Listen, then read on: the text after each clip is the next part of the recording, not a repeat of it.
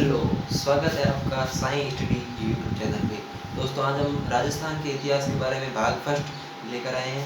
तो शुरू करते हैं। नो टाइम पास किए हुए राजस्थान का इतिहास शुरू करते हैं। तो राजस्थान के इतिहास में हम सबसे पहले राजस्थान की सभ्यताएं पढ़ेंगे, शुरू से लेके एंड तक बने रहिए हमारे साथ। और ये आपका कोर्स जल्दी कराया जाएगा और इसमें एक भी टॉपिक नहीं छूटेगा और ये कोर्स पूरा करा जाएगा। तो आप बने रहिए और सीखते रहिए। तो शुरू करते हैं राजस्थान की इतिहास के बारे में और राजस्थान की सभ्यता। तो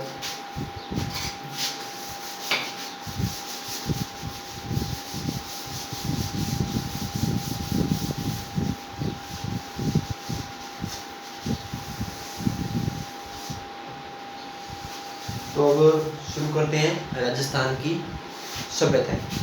तो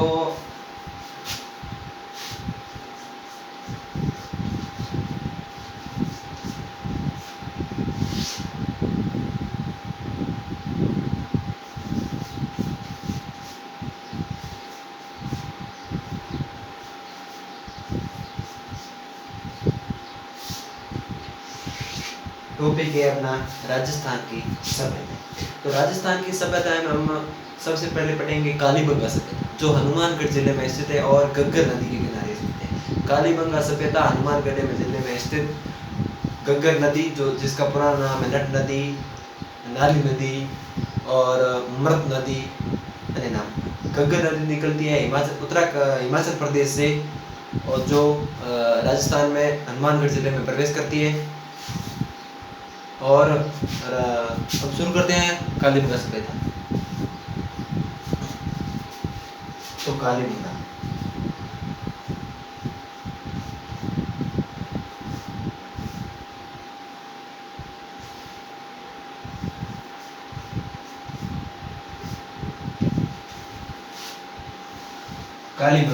सभ्यता। अब कालीबंगा सभ्यता के बारे में एक बात आपको याद रखनी है कि कालीबंगा सभ्यता का टाइम कितना है। क्या कालीबंगा सभ्यता का टाइम कितना है? तो टाइम देखें तो अलग अलग इतिहासकारों का अलग अलग टाइम है, लेकिन जो महत्वपूर्ण टाइम है, मतलब जो परीक्षाओं में ये भी माना जाता है, वो है 2300 ईसा पूर्व। कितना? 2300 ईसा पूर्व से। अब आपको ईसा पूर्व पता नहीं है तो मैं एक मिनट बता देता हूँ। 2300 से अपना है 1750 ईसा पूर्व। ईसा पूर्व क्या है कि हमने ये लिख दिया, एक लाइन खींची। इसमें क्या करेंगे हम? इधर है 1 2 3 4 5 6, तो 1 ईस्वी, 2 ईस्वी, 3 ईस्वी, 4 ईस्वी, 5 ईस्वी, 6 ईस्वी। ठीक है। इसमें क्या है? इधर 1, तो इधर 0, फिर 1, फिर 2, फिर 3, 4, फिर 5, ऐसे करते करते 1800, यहाँ 2300। तो यहाँ 2300 से 1800 तक, और फिर आगे ये अब हमारा है 2020। तो 2020, ये 2300 थे पहले, 2300 से 1800 तक है कालीबंगा सभ्यता। और अब वर्तमान में 2020 चलता है, वो इसलिए 1 ईस्वी को ईसा मसीह का जन्म हुआ था। तो इसी कारण उसी दिन से ईस्वी सन की शुरुआत हुई। तो उससे पहले हुए, जिसे अंग्रेजी में कहते हैं बीसी और हिंदी में कहते हैं ईसा पूर्व। तो ईसा पूर्व की बात आपको समझ में आती है।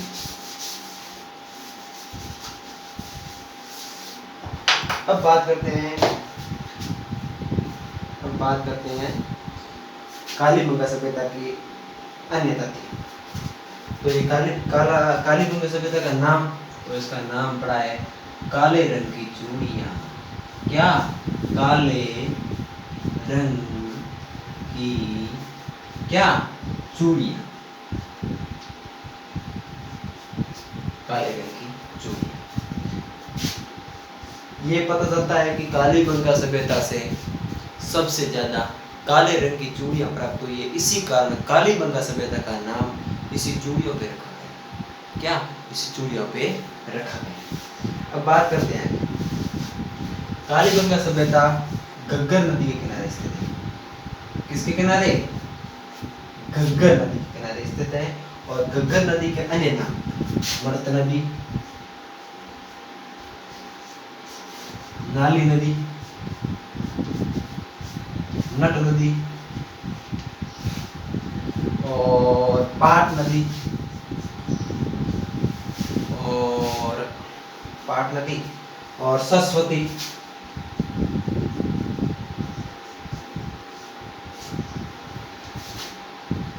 प्राचीन संस्कृत और ये सरस्वती प्राचीन संस्कृत और त्रिस्वती,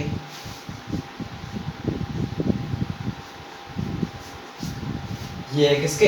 घग्गर नदी के नाम है। और घग्गर नदी पर एक सभ्यता स्थित है जिसका नाम है कालीबंगा सभ्यता। ठीक है। और कालीबंगा सभ्यता 2300 ईसा पूर्व से 1750 ईसा पूर्व तक थी। और आगे बात करते हैं कि इसकी सबसे पहले जानकारी किसने दी? आपको एग्जाम पूछ लेगा कालीबंगा सभ्यता की सबसे पहले जानकारी किसने दी? तो कालीबंगा सभ्यता की सबसे पहले जानकारी एलपी टेस्टर ने दी थी। किसने? एलपी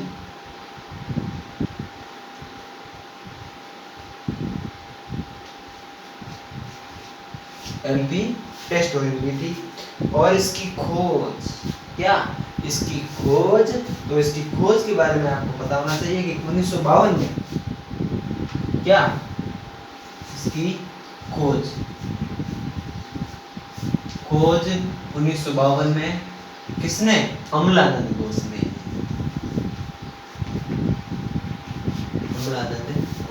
अब आपको याद क्या रखना है? मैं आपको रिपीट कर देता हूँ एक बार।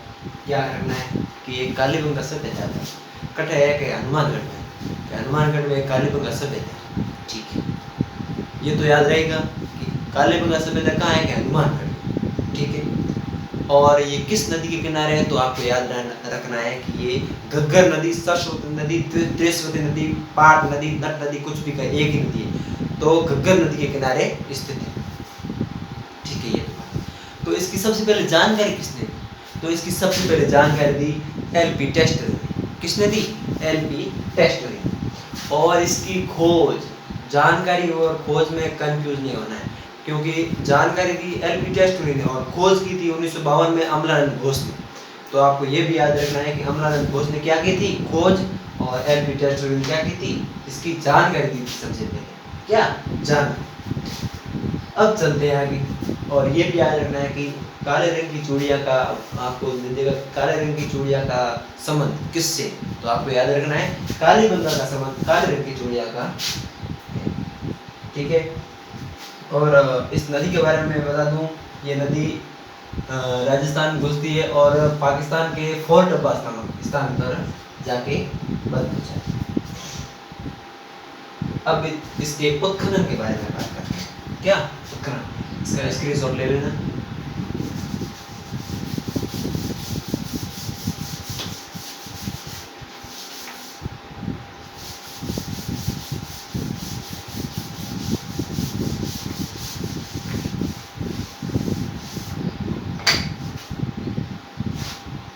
अब है कि इसका उत्खनन किसका?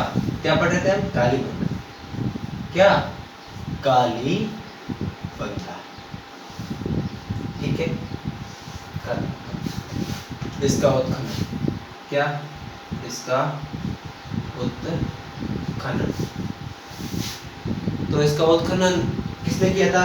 आपको पूछ लेगा कि इसका उत्खनन, जानकारी और क्या खोज। तो खोज की थी अमलानंद घोष ने, जानकारी दी थी एलपी टेस्टोरी ने, और इसका उत्खनन बृजवासी लाल ने।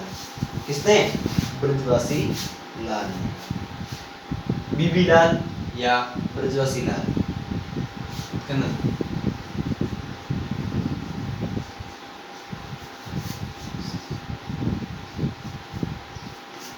लाल ने कब की थी? ये भी पूछ लेगा कब की थी। तो 1962 एवं 1969। किसमें? 1962 एवं 1969 में बृजवासी लाल एंड बालकृष्ण थापर। क्या? बालकृष्ण थापर इन दोनों ने 1962 में, क्या 1962 में किसकी खोज की थी? कालीबंगा सभ्यता की खोज की थी। और आगे आपको ध्यान रखना है कि कालीबंगा सभ्यता की जानकारी अलग है, उत्खनन अलग है, खोज अलग है। ये तीन चीज आपको अलग अलग याद रखनी है। जानकारी में तो आपको याद रखना है एलपी टेस्टोरी, खोज में अमलादन घोष, और उत्खनन में आपको याद रखना है ब्रजवंशी लाल, इसको कहते हैं BBL, ठीक है। और इसको कहते हैं BKT, क्या BKT। और एक बात आपको और बोल देगा कि इसकी ये बनावट में बसावट इसकी किस शैली में थी। तो इसकी बनावट या बसावट इसकी ग्रिड से थी। कौन सी? ग्रिड से।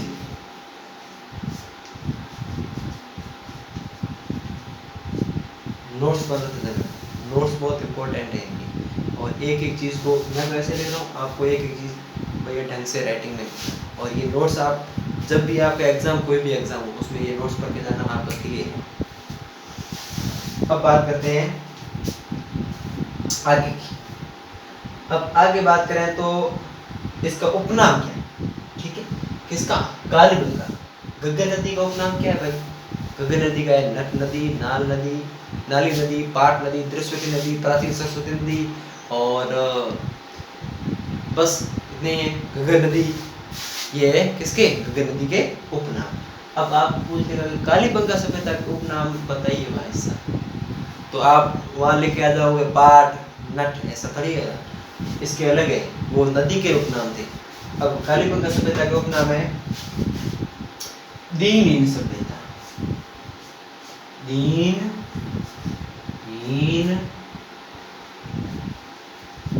सभ्यता। नंबर क्या याद रखना आपको? दीनहीन सभ्यता। और क्या है भाई? और है प्राक हड़प्पा सभ्यता।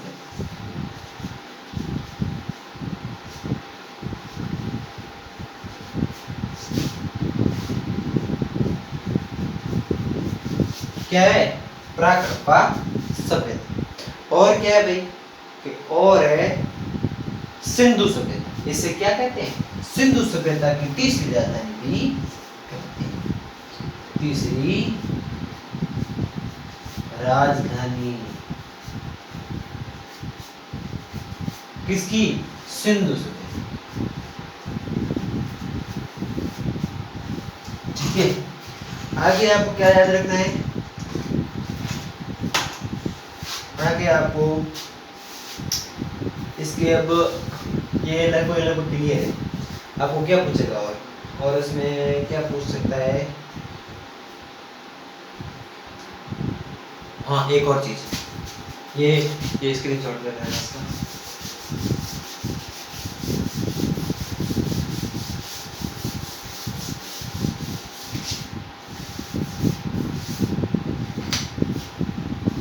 इसमें एक है कि ये सभ्यता थी ना, ये इसके पश्चिमी भाग में, क्या इसके पश्चिमी भाग में दुर्ग थे, क्या बड़े बड़े दुर्ग थे। और इसके पूर्वी भाग में, कौन से? पूर्वी भाग में छोटी छोटी बस्तियां। और ये दुर्ग था, ये पहाड़ी स्थान पर था। कौन सी? दुर्ग पहाड़ी स्थान पर था। और ये ढलान में, कौन सी? ये जो झोपड़पट्टियां हैं ये ढलान में थी। तो जिसमें जनता रहती थी और इसमें कौन रहते थे? राजा रहते थे।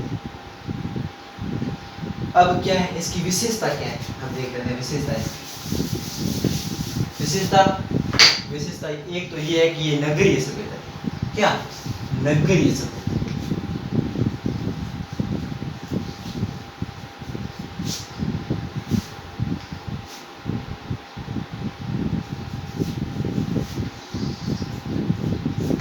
नगरीय सभ्यता थी। और क्या है भाई? और ये मात्र सत्तात्मक सभ्यता थी। जी हाँ, मात्र सत्तात्मक सभ्यता।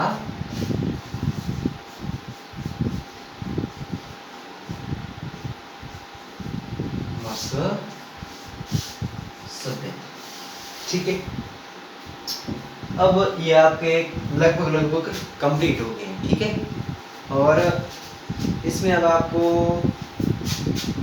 ये अब आपकी विशेषताएं हो चुकी है। एक तो नगरीय सभ्यता है, नगरीय सभ्यता ये आपको पूछ लेगा इसकी विशेषताएं बताइए।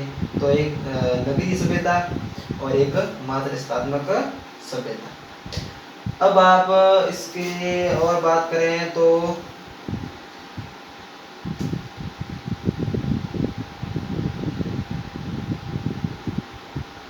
अब आगे इसके गंगा नदी के कुछ तथ्य हैं, ये मैं आपको बता देता हूँ।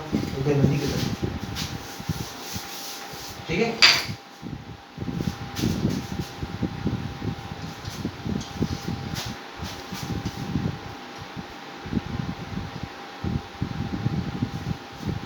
गंगा नदी के तथ्य देखें तो गंगा नदी में एक लाठी सीरीज है, एक चंदन नलकूप है जो मरुस्थल का घड़ा कहता है, राजस्थान का घड़ा या मरुस्थल का घड़ा।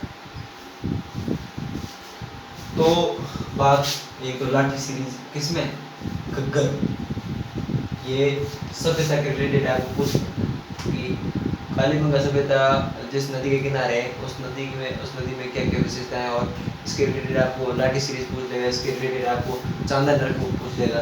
तो वो बात करें तो गंगा नदी लाठी सीरीज है, इस पर क्या है, लाठी सीरीज है जो 60 फीट की एक पट्टी है, भूगर्भीय पट्टी है जिस पर सेवन घास पाई जाती है। क्या, सेवन घास। ये हम जियोग्राफी में भी पढ़ेंगे और इसमें भी सीरीज जिसमें 60 मीटर की एक भूगर्भीय पट्टी है जिसमें सेवन घास पाई जाती है। क्या, सेवन घास पाई जाती है। चांदन नलकूप, क्या, चांदन नलकूप, चांदन नलकूप। तो चांदन नलकूप जिसे क्या कहते हैं, राजस्थान का घड़ा, मरुस्थल का घड़ा जिसे कहा जाता है। अब बात करें कि सरस्वती नदी के अवशेष तो हो गए, ये क्या है, सरस्वती नदी के अवशेष। और बात करें कि ये कालीबंगा सभ्यता भारत की पहली शहरी सभ्यता थी। भारत की पहली है तो ये नगरीय सभ्यता, लेकिन इसे भारत की पहली शहरी सभ्यता कहते हैं, क्योंकि इसमें नगर भी थे और शहर भी थे, इसीलिए इसे नगरीय सभ्यता भी कहते हैं और इसे भारत की पहली शहरी सभ्यता भी कहते हैं। भारत की पहली, ठीक है, ये पहली रेलवे में पूछ सकता है, भारत के अकॉर्डिंग है, भारत लेवल का है तो ये एसएससी में पूछ सकता है, रेलवे में पूछ सकता है, बैंकिंग में पूछ सकता है और भी एग्जाम में पूछ सकता है। तो भारत की पहली कौन सी शहरी सभ्यता, शहरीय सभ्यता। अब क्या बाकी रहेगा कालीबंगा में, कुछ नहीं है। तो ये आप देख लो, आज हमने पढ़ ली कालीबंगा, और कल हम और कालीबंगा थोड़ा बहुत है उसको कंप्लीट कर लेंगे, और कल ही हम एक और नई सभ्यता शुरू करेंगे जिसका नाम है क्या, गणेश्वर शुरू कर लेंगे। जो आप और आप बोल देना कमेंट में कि कौन सी शुरू करें तो वो कर देंगे, ठीक है। तो धन्यवाद।